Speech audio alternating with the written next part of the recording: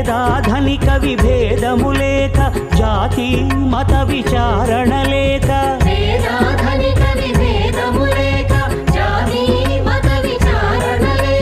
సర్వులు ఒకటై నిర్వహించుటకు సత్యదేవు వ్రతమొక్కటి సాక్షి.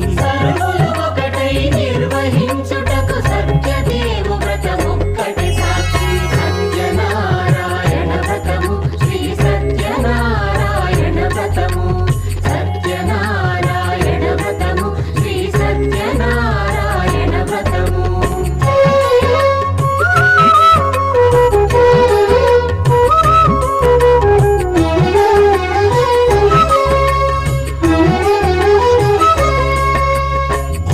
పీటగుని తెచ్చి పసుపు కుంకుమలతో అలంకరించి,